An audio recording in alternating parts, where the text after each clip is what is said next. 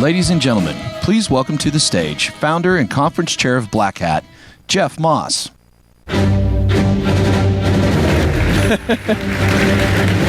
Hey. So this is a lot of people for a day two beginning.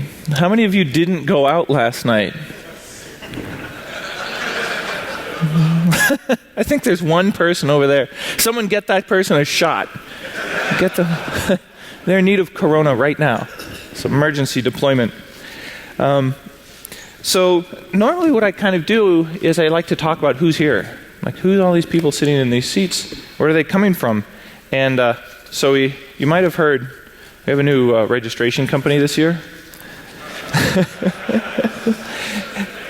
And so I just got handed a report about who's actually here from which country. So I'll just go through that really quickly. Did you know we have one person from Guatemala? One person. And so I'm always curious when you get to some countries with one. It's like, are they just messing around with the registration form? Or are they really here? One person from Hungary, one person from the Republic of Korea, one person from Malaysia, and one from the Netherlands Antilles. And if you know where that is, I'll buy you a drink. And some of the standout surprises, okay, 10 from Russia, that's pretty good. We got over 23 from China. That's a pretty big showing for them to come all this way. And of course, by far, United States, of course. One from Vietnam, one from Wales, one from Turkey, one from Thailand. And I think we got a really good representation. Okay, and if you can tell me the difference between Slovakia and Slovenia.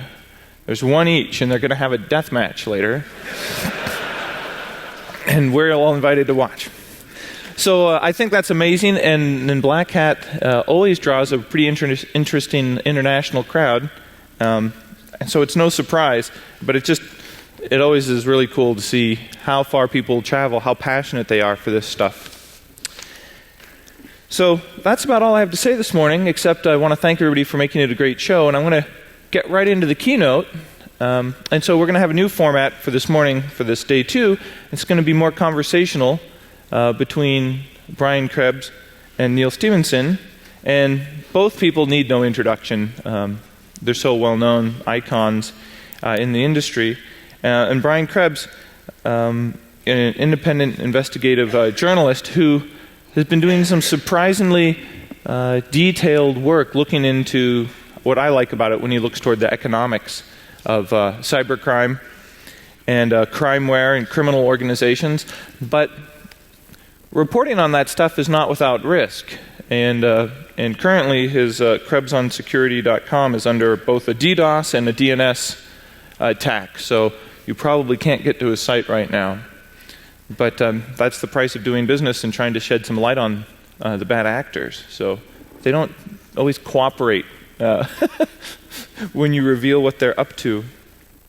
And Neal Stephenson, of course everybody knows him from his seminal work, Snow Crash, which really kind of reinvigorated in my mind the genre of cyberpunk, which kind of had gotten calcified. And that's where I learned the word meme. And I remember when I was reading the chapter where he started using the word meme, it took me a while. I sat back and I had to think about memes for a while. And so I still blame you for that, memeing me. And then I read a book called Interface, and I didn't realize it was written by him under a different name. And he wrote it with his uncle. And it's completely applicable today as it was, how many ever years ago it was written about an election and about how everybody was they were sampling people, and they had a technology for one person who became one of the main characters, where they get instantaneous crowd feedback, and there'd be sort of like super pollsters on the side that could somehow induce or bias the person who's speaking, sort of stimulate the pleasure center or the not pleasure center, so they can adjust the way they're speaking based on live, real-time feedback from the audience. And that sounded really creepy, like 10 years ago. And it's still really creepy. And we've moved closer to that, I think. With the rate, now we have both presidential campaigns spending millions of dollars on, what do they call it, crowd sentiment analysis. algorithms to figure out what's the sentiment of their target audiences and how thinly can they slice their pools. So a lot of his work has been really applicable to me, and I really like some of the directions he's gone. So from sword fighting to his work with Blue Origin at looking at the stars, I want to introduce both Brian Krebs and Neal Stephenson. Thank you very much.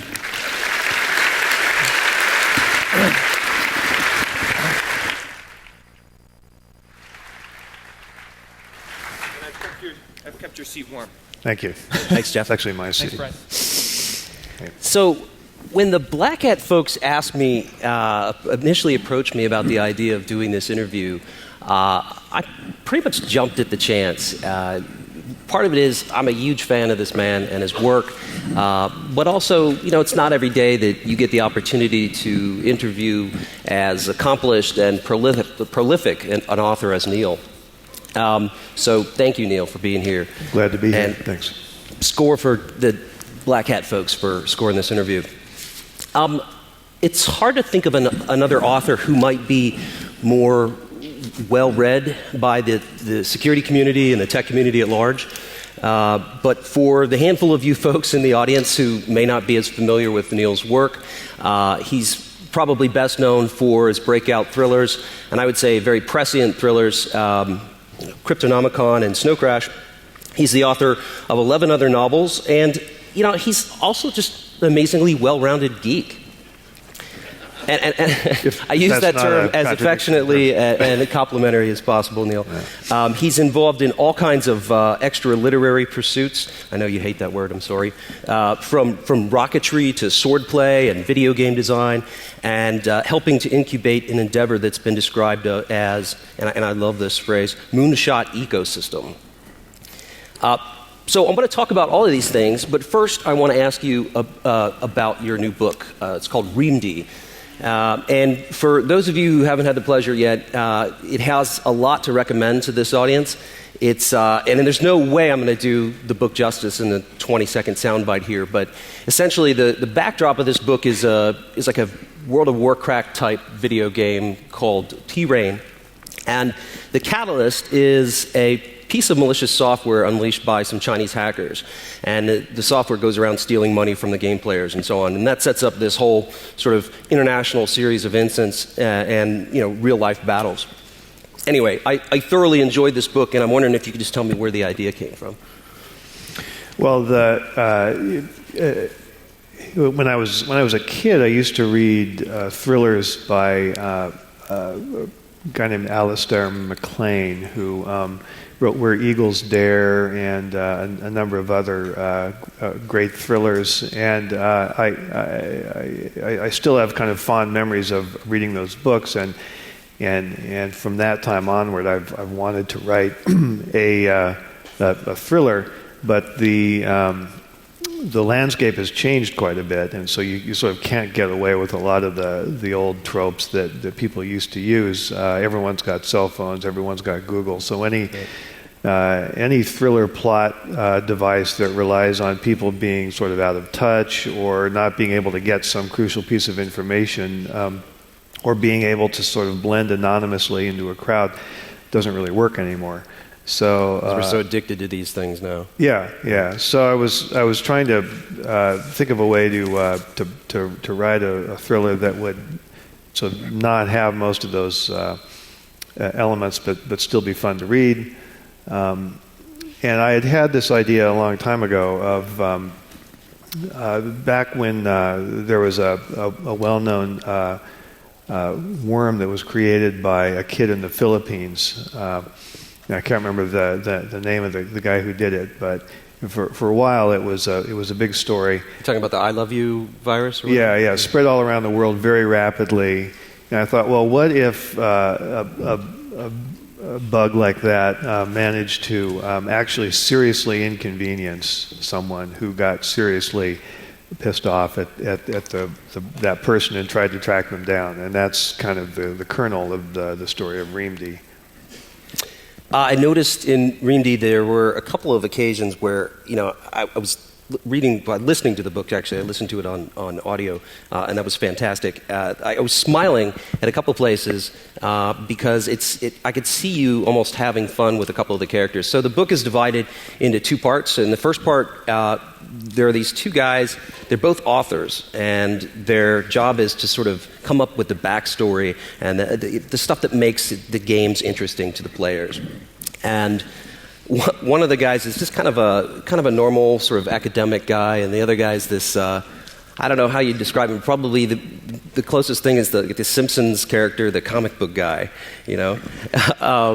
And I hope you don't take this the wrong way, but I'm curious. Do you ever write yourself into your own novels? In that case, both of the writers you're talking about are essentially self-parody. They're kind of like the angel and the devil that are sitting on my shoulder throughout my whole career. The only thing they have in common is that they write a hell of a lot, but one of them is just sort of nakedly commercial, and the other one is sort of ultra stuffy, Cambridge, Oxford kind of intellectual. So Jekyll and Hyde, huh? Yeah. In Reamdy, you've got this other character, which I really kind of liked, although I probably wasn't supposed to. He's this crazy rogue Russian mobster guy, and he's kind of blazing a path of death and destruction throughout the book. He's chasing down the Chinese hackers that unleashed the virus that cost him a lot of money. And you know, I have to confess, I sort of identify with this guy a little bit. I mean, I'm sure, like everyone else here, you know, is like the tech support guy for their entire family and neighborhood, you know. And I'm thinking, you know, was this at all cathartic for you? I mean, I'm picturing some lost manuscript somewhere as due to maybe you don't even use Windows. I don't know. You're talking about Sokolov, Ivanov. Oh, okay, yeah. Well, no, he's the catalyst. He's the guy who gets whose finances get personally damaged by this worm, and kind of touches off all the other activity. But yeah, we've all been that person, right? We've all lost some of our data to a bug or malware. And sort of, we all just have to suck it up, right? There's nothing we can do. There's some programmer or malware writer somewhere in the world who's responsible for it, but we don't know who that person is. We can't find them, and even if we could, there's nothing we could really do about it.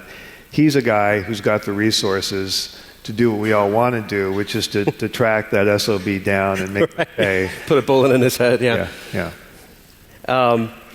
So, are you a Windows user, Mac user? I have predominantly been using Mac for the last several years, basically since OS X came out. I read somewhere that you penned entire books in quill and ink. Is that right? Not a quill, a fountain pen. I actually thought about trying the quill thing, but it's there's a lot of logistics involved. You've got to be blotting, and you've got to actually. You go through a lot of feathers. It's kind of a messy process. People who used to write that way, used to write a lot, would, in a way, it was kind of cool. But their writing environments were really kind of earthy, messy, almost like butcher shops, because they're constantly taking feathers and sort of stripping off the feathery stuff and cutting them up and dipping them in ink and. So there would be kind of bird debris scattered all over their work environment. It's kind of cool, but I didn't want to go quite that far. So, all right. So moving along from the feathers, gaming is obviously a big part of this book, and the impetus behind another project that I'll ask about in a second. But first, I understand you're a bit of a gamer. How bad is the habit exactly? It's not too bad. It's kind of medium bad. What I found was that I would be playing first-person shooters on my Xbox, and I would sort of come to and realize it was 3 o'clock in the morning, and I'd been playing for 8 hours or something, And so that was kind of not compatible with my continued productivity as a writer. So I had to do something about that. And then I was also sort of aware at some level that I was supposed to be getting aerobic exercise. And when I was doing that, I had the opposite problem, which was that I'd get on the treadmill or the elliptical trainer, and I would say, okay, I've been doing this for 2 hours now, and I would look at the little timer, and it would be more like 2 minutes. It was just, agonizingly slow passage of time. So I thought, well, maybe there's a way to kind of solve both problems at once. So I set up a Xbox and a TV right in front of my elliptical trainer. That's awesome. And I found that I was actually able to, by balancing the control pad on the grab yokes of the trainer, I was able to play video games and use that thing at the same time, and it works. I mean, time goes by really fast, and I'm not sort of suffering the full agony of spending 45 minutes or whatever on this stupid machine. So what are you playing when you're most often? It's not going to be super interesting to people, but I tend to play a lot of the Halo universe games. It's just nice. Those are just the most.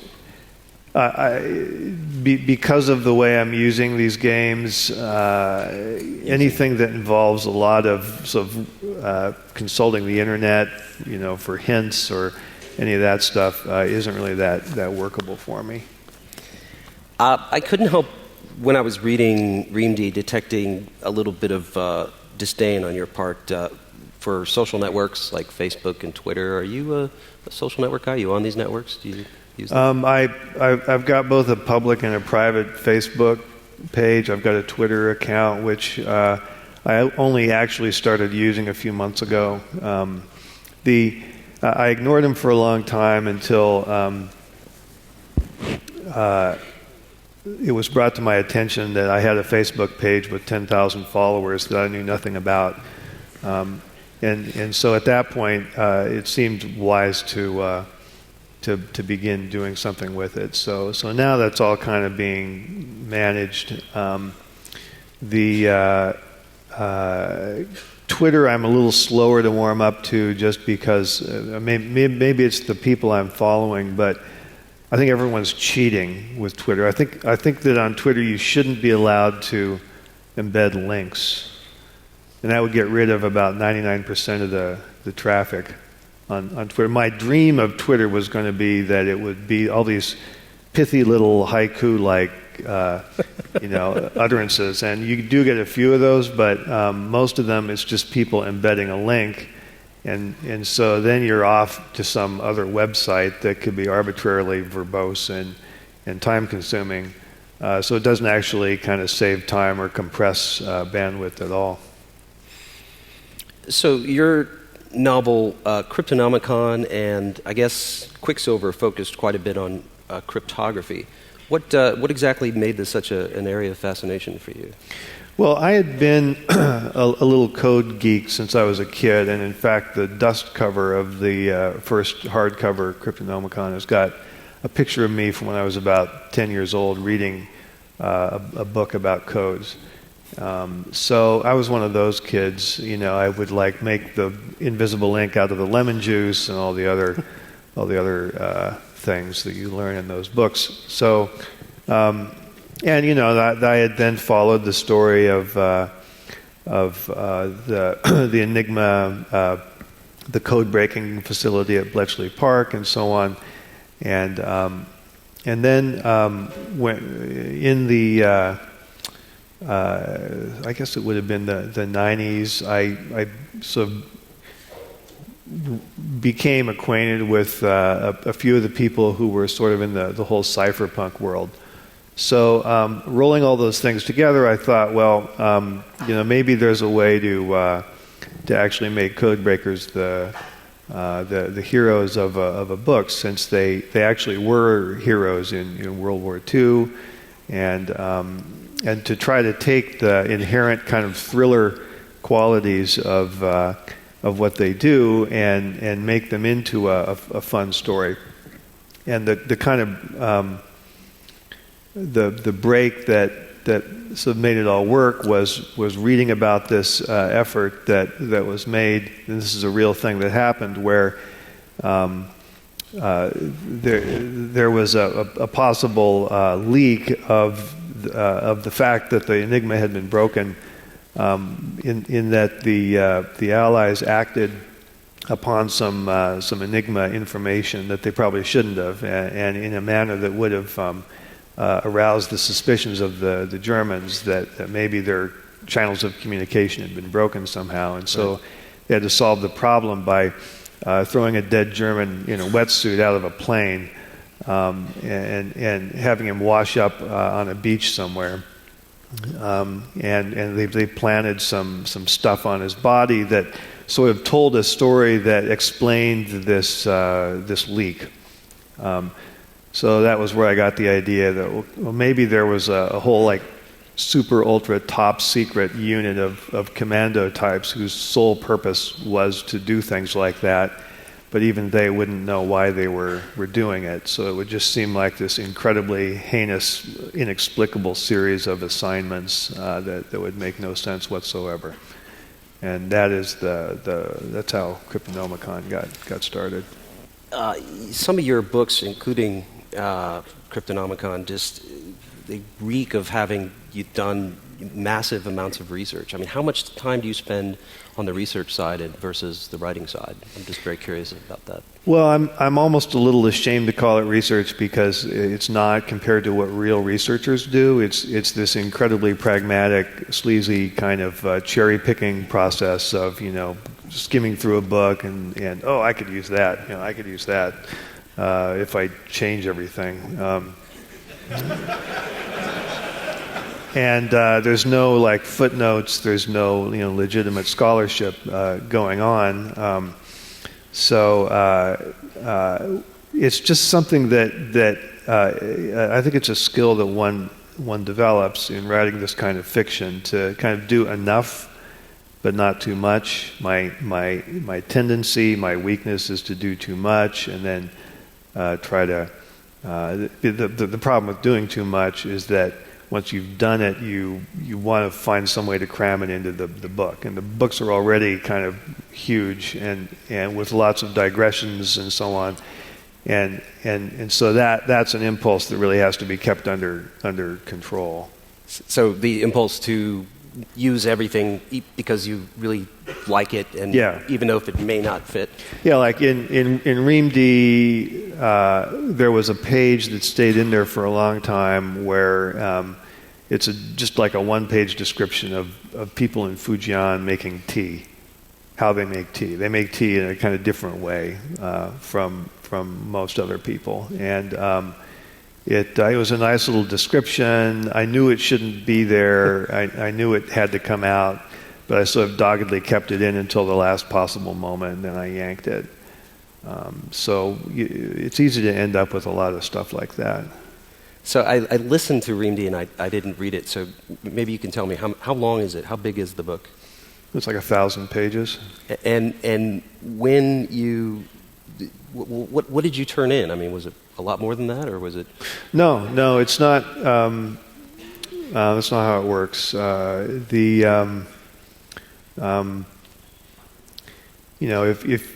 If you turn in something that's way bigger than they're expecting, or that's way bigger than the actual book that gets published, it means that something's gone horribly wrong upstream. So. Editing things in the sense of whacking out huge pieces of material is just not a thing that one wants to do, because it's kind of like doing surgery on an organism. It leaves scar tissue. It introduces bugs, basically, from a maybe a more Blackhat-y kind of perspective. Interesting analogy. You can't go in and change one thing without introducing a bug in some far-flung part of the manuscript that only comes to light when the book has been published and somebody notices it and sends email to me. So I want to switch gears a little bit and talk about this Kickstarter project that you just completed called Clang. Mm-hmm. And you raised over $500,000 for this effort to figure out a way to make sword play more realistic in video games. Where did the impetus for this project come from? Well, I've been I've been interested in sort of sword fighting my whole life. I've been sort of doing it as a recreational pursuit for about 10 years. I don't claim to be an expert on it, but I have seen enough to know that what we're seeing in video games doesn't bear any resemblance at all to how it works. And I think that's interesting because, I mean, if the answer were nobody wants that level of technical detail in a game, then I'd be happy with that answer. But if you look at the way shooters work, the level of technical detail in shooters has become out of control. I mean, you can customize your rifle and your scope and your stock and everything else, and the physics of the bullets are carefully simulated, you know. I can still remember the first shooter I played when the game actually kept track of how many rounds I had left in my magazine, and being kind of offended by that because I was used to playing games where you just had an infinite, unlimited amount of ammunition. My first reaction was, well, I don't want to worry about that. You know, I just want to hold the trigger down forever. But after a while, I started to see that, well, okay, you know, I can handle this. It's not that hard, and it makes, you know, in a way, it's the game makers showing a little bit of respect for me by you know, adding this additional level of challenge. So it seems like if people are happy to accept a higher level of realism and complexity in the way projectile fighting is depicted in games, that they might be ready to do something analogous to that with sword fighting. And the information is definitely out there. There's been a big movement in the sort of Western martial arts or historical European martial arts during the last decade or two that has brought a huge amount of information to light on old sword fighting techniques. So all that is just sitting out there ready to be embodied in a game, and the purpose of Clang is to do a sort of, I would say, a demo or pilot project of one such system and make it work in a game environment. So what's next? You got to hire a bunch of people, or? Yeah. So we're hiring a small crew. $500,000 doesn't go a hell of a long way in the game world, so it'll be a pretty ragtag effort for a while, but yeah. Yeah. Is this your first Blackhat? Yeah. Have you been to DEF CON before? No. Well, welcome. One of the things I was blown away by, no pun intended, when I first got to DEF CON and Blackhat was how many people I found out owned firearms. And that kind of surprised me. But then I started thinking about it. I was like, that makes a lot of sense. I mean, these people are about security. They're about personal security. If somebody steps to them, if you rob some geek's house, you're going to be in trouble. Are you into firearms? Sort of. I mean, I own a few, and I guess I'm kind of interested in it. I'm not like super. I don't geek out on it the way I do on swords for some reason. So I'm I guess in the middle ground of I don't hate them or want them to go away, but actually. Using them seems like an inordinately expensive way to make holes in pieces of paper. Fair enough. Yeah. Well, I'm picturing an armory at the Stephenson household. I mean, you got a bunch of swords, I guess, though, right? Yeah, I've got a bunch of swords, most of which are not actually in my house. But I mean, there's. I've got a couple of sort of reproduction Japanese style. They're all reproductions. I don't have any actual old historical weapons. And then a lot of them are training. They're blunt, specifically made for training and sparring purposes. And then a couple of sharps, long swords mostly.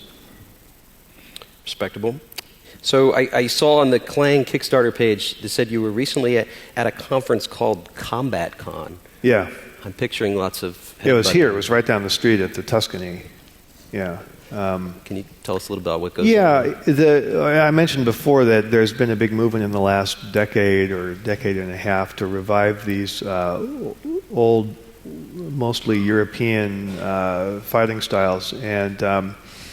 And so there are workshops that happen all over the world devoted to that, and for very good reasons. Most of them have been pretty serious and focused on sort of a kind of interesting combination of very serious academic scholarship and physical activity, right? So it's people who can read incredibly obscure ancient dialects of Italian or German and translate these old manuscripts and then run around and smack each other.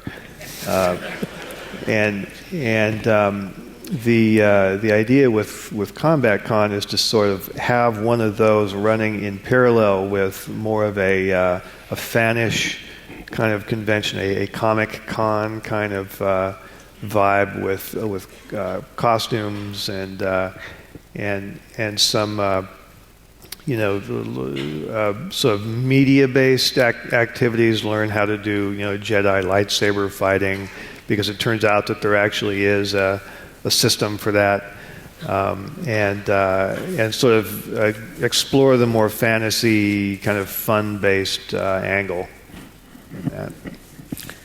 So I totally stole this next question from a Slashdot thread that I read, almost like a decade ago now. But I didn't see you answer it in your Slashdot interview, and I'm really curious about the answer.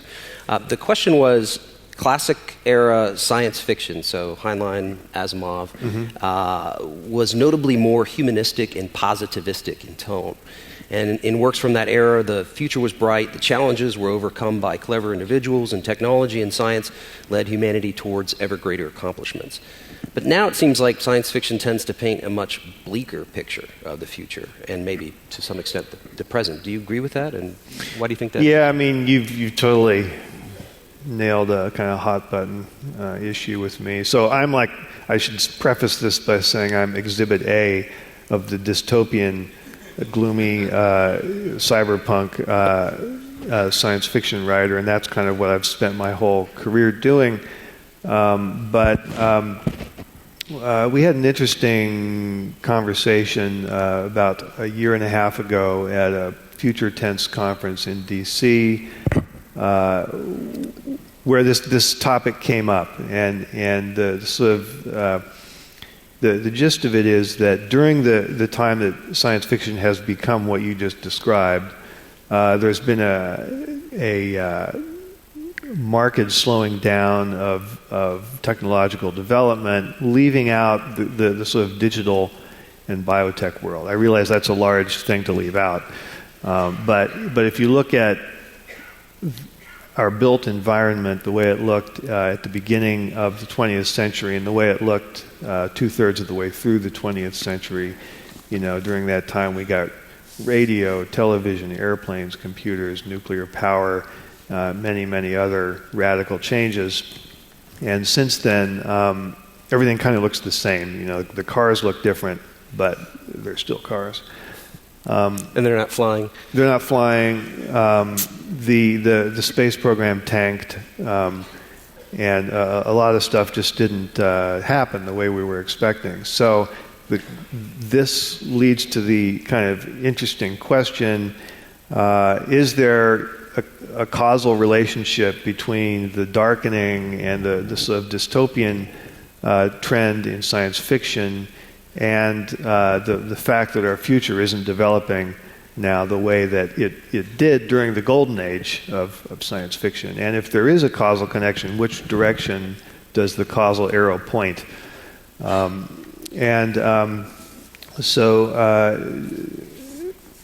think there's,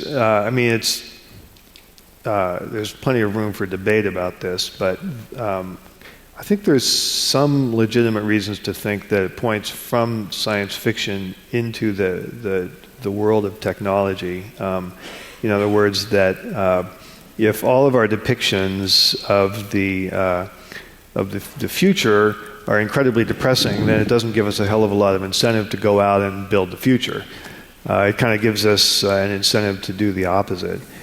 And so I ended up hanging out at this conference with Michael Crow, who's the president of Arizona State University, who memorably started giving me and the rest of the science fiction community a hard time for slacking off. He says, we've got all these engineers and scientists and people who want to get going and go out and build cool stuff, and you science fiction writers are screwing around with people wearing mirror shades and like hacking into stuff. So get off your ass and start writing some fun ideas. So we've created, or we're working on an anthology called Hieroglyph that is going to do exactly that. And my contribution to that is going to be a story about building a 20-kilometer high tower. And I've been working with a structural engineering professor at Arizona State on trying to figure out what that might look like. It's actually a pretty hard and interesting problem. There's Arizona State's working on creating, or has created, a new entity there called the Center for Science and the Imagination, which is going to sort of be a sibling entity to the Hieroglyph anthology project, and foster more of these collaborations between the science fiction writers and actual scientists, engineers, students who might be able to explore some of these ideas and kind of get them booted up. Well, so some of your work, particularly Anathem, did I pronounce that right? Yeah. Has been called speculative fiction, and I'm wondering, just to follow up on what you were saying about authors having slacked off, to what extent you think technology is executing original concepts that were first thought up by hard science fiction authors, or is the opposite true, that science fiction more extrapolates looking at existing technology? Yeah, well, it's important to kind of tread carefully here because it would be really easy to give too much credit to science fiction writers, since I am one. We wouldn't want to do that. So,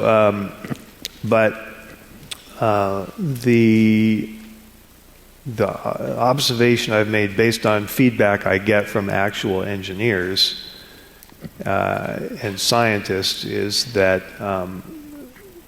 there is a particular way in which science fiction can be useful, which is that it gives people a sort of template or a shared picture that they can aim at. So the situation that tends to arise in big organizations is that you've got a lot of engineers all trying to build one big thing, and they sort of are somewhat cubicle bound and focused on narrow aspects of the problem. And in order to coordinate their work and make sure everybody's doing the same thing, you have to have a lot of meetings. And so there's a lot of this sitting in meetings staring at PowerPoint presentations that are meant to keep everybody on the same track, and that might not be the most efficient, and it's certainly not the most entertaining way to keep everybody pulling together. Whereas if you've got a sort of compelling depiction of the end product in a work of fiction or whatever, then everyone kind of knows what they're doing in some sense. So that's actually like a somewhat plausible way in which science fiction might have utility beyond just simply entertaining nerds. Nothing wrong with that.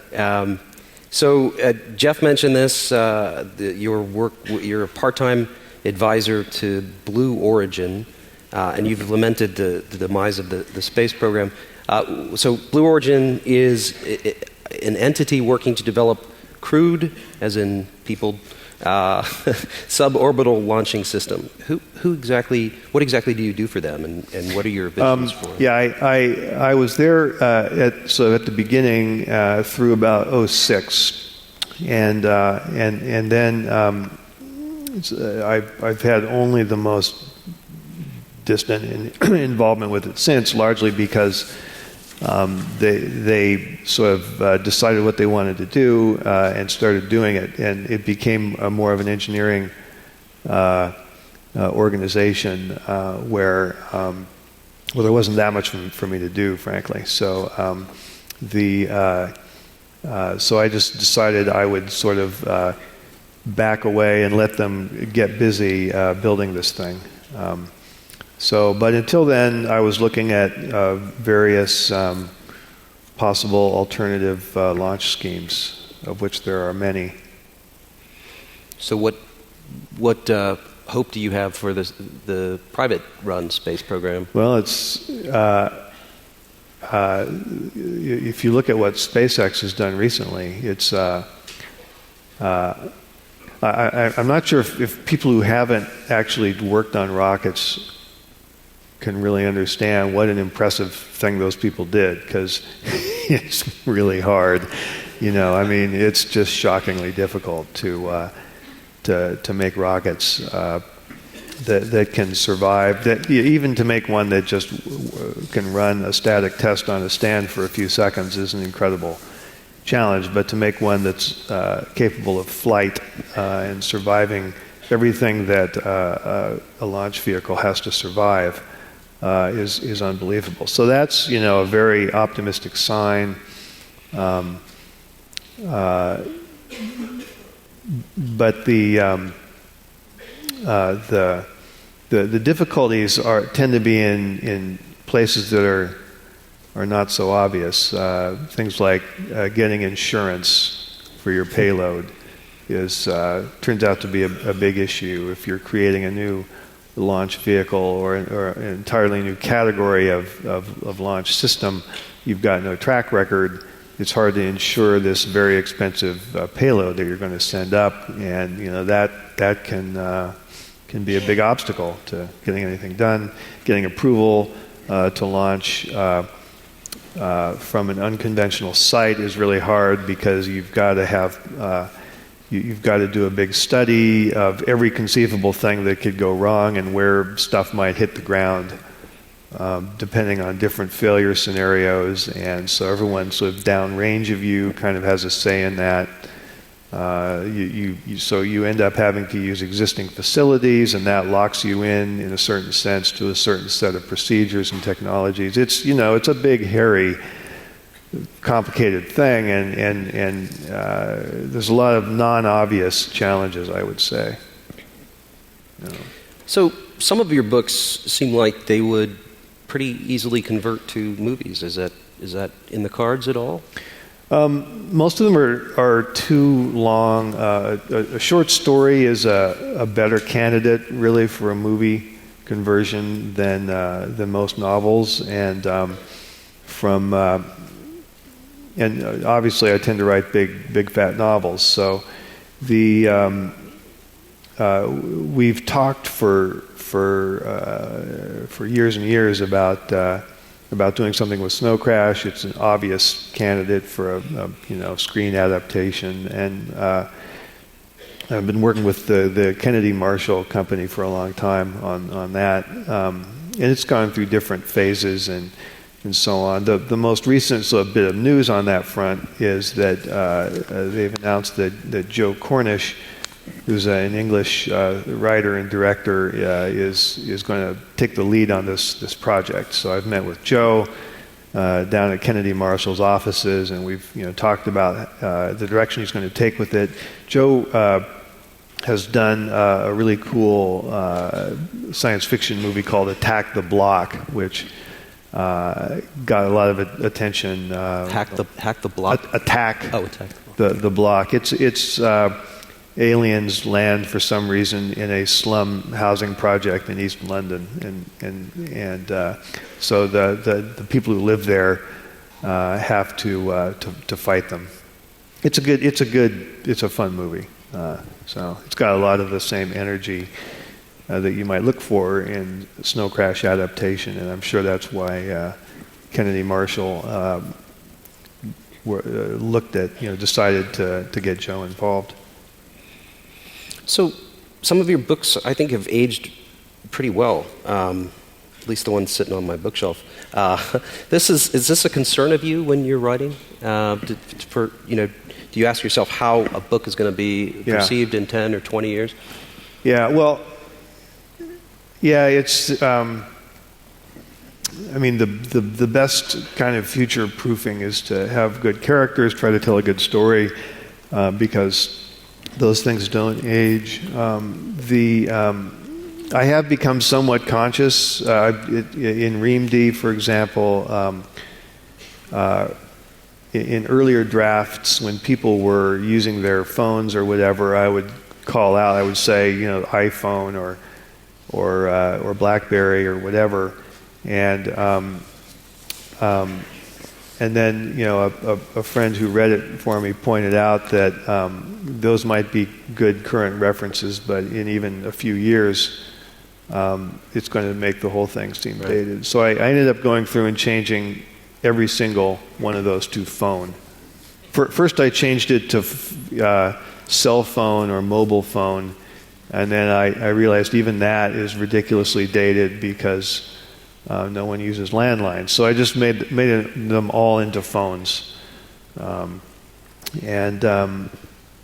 that was an incidence of kind of future proofing and trying to keep it current. There was another one that I was thinking of that escaped me, but anyway. Yeah. Well, we can come back to that if you want. So the Blackhat folks put together a LinkedIn page and encourage people to submit questions. We got a few of them. This one comes from Tim S. He says, how can security researchers and practitioners develop their own skills in envisioning the future when designing systems? Well, I guess fiction writing is maybe a useful exercise in that it forces the writer to envision not just a specific technological widget, but sort of how that would be integrated into something that works economically and socially. And maybe that's why science fiction, can be a useful tool for technologists. So, to think about there's a kind of science fiction writing that happens anyway when people develop business cases for a new technology, right? I mean, you can imagine you can imagine something that would work technically, but to get funds for it or whatever, you sort of have to be able to tell a kind of story about how it would be used and how it would make money. Now, it's not. In most cases, it's not anybody's idea of spellbinding literature, but it's a kind of proto science fiction writing, and you can kind of build on that to think about okay, why would this be cool? Why would people want to use it? How would it affect their lives, and so on and so forth. And that again might not hit the bestseller list, but it's an exercise that's kind of science fictional in nature, that might help people shape the way that they develop new stuff. Who would you say are some of your most influential authors, and maybe some who aren't as well known as some of the ones we've discussed? Well, the influence question is a hard one to answer. Because it's non-obvious in a lot of ways. I mean, I read a lot of the Golden Age science fiction authors when I was a kid, obviously. For whatever reason, the one whose work has stuck in my head the most is Heinlein. So I can remember very specific moments or images from Heinlein novels. that have stuck with me, and that I can kind of describe to you right now in a way that wasn't true of some of the others. So that's kind of a curious fact about how literature works on the brain, I guess. And then for a long time, I kind of didn't read a lot of science fiction, but in the sort of 80s, I would say I read William Gibson's work and Pynchon, and a little bit later David Foster Wallace, and was struck by this idea that people were writing stuff that was arguably science fiction, but that had literary qualities. And not that the old stuff didn't, but William Gibson in particular and Pynchon were generating material that was really had kind of sort of academically respectable literary credentials, but that was also good SF. So that was a big influence on me, I think. So you're a pretty keen observer of details, which is probably a big part of what attracts the audience and the geek audience to your books. But because I think it's that level of exactitude, and I'm kind of fascinated by how people not only learn but retain knowledge. And I'm curious if you have any special ways for storing your thoughts and when you're doing your research or traveling or anything like that. Yeah, I don't know. For me, I think it tends to be visual. I can't remember people's names, for example, until I've seen them on a name tag or written down somehow.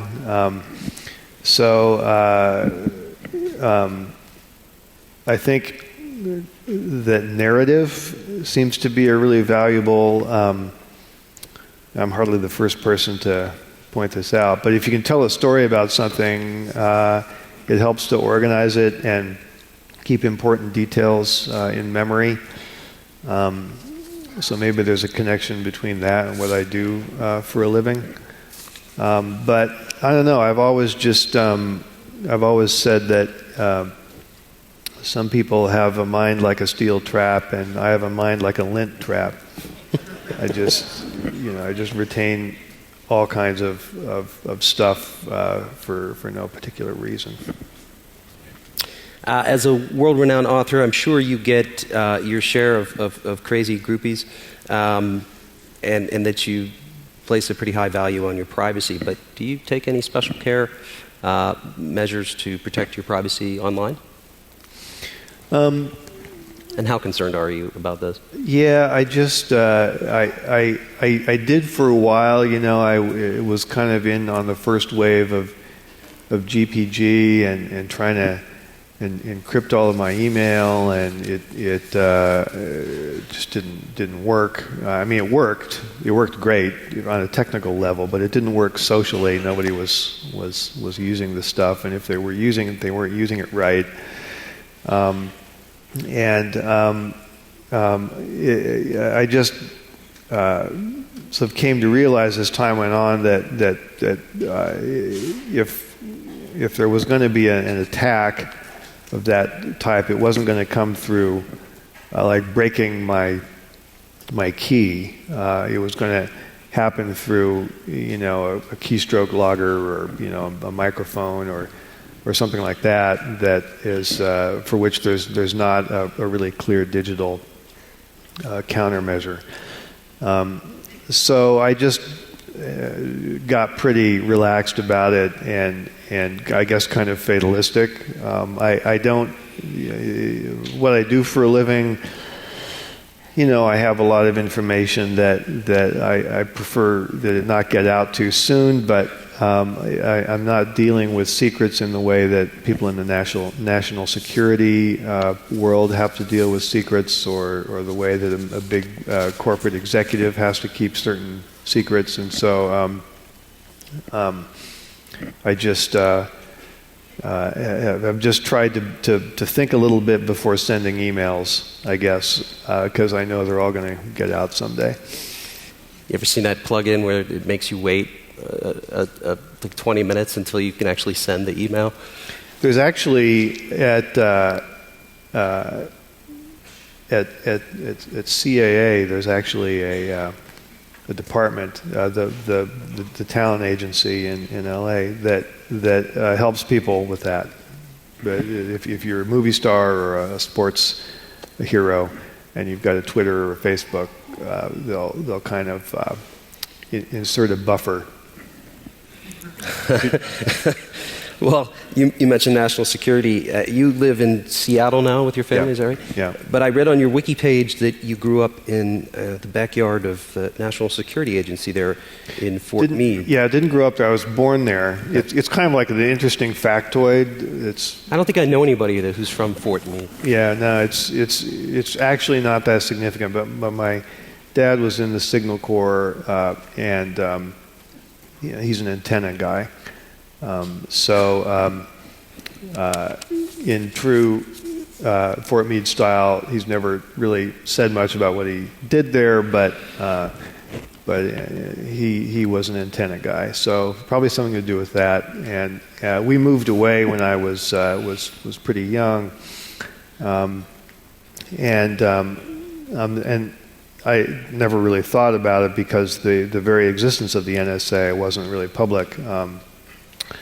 Until I got older, but we drove out there once on a family trip when I was a teenager. So it was just we're going to drive up and down the East Coast, and visit places that we used to live. So we went to this. I was expecting an army base, with some tents or something. I don't know, some Quonset huts, but suddenly we're looking at these gigantic buildings, which to me seemed really non-army-like, and I found it incredibly mysterious, and didn't really understand until the Puzzle Palace got published a few years later. The Cryptos, is that what you mean? That's the CIA, isn't it? Yeah.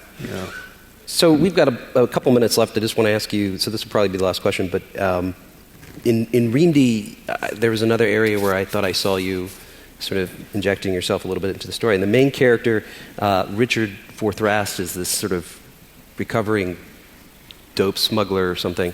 And he's got these furious muses that, to me, I guess they're supposed to represent former girlfriends or something, but they're always editing his every move and thought. And do you have any? Do I have furious muses? It used to more than now. It was sort of a. It's a classic.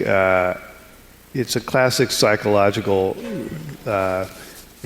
profile to hear negative voices in your head. Not in the sense that psychotic people do, but just to imagine the way your mom or whatever would be criticizing you if she knew what you were doing right now. And so.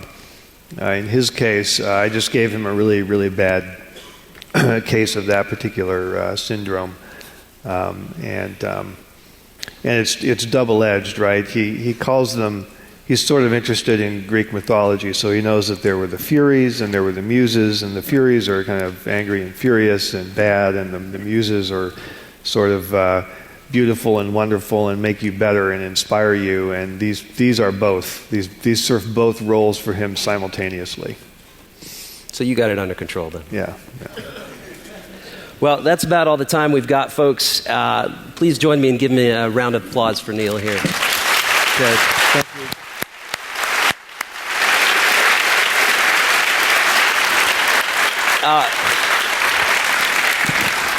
Neal's going to be signing copies of his book in the Palace Ballroom 1 just after this. So thank you guys again for your time. Thanks. Thanks, man. Nice job. Thank you.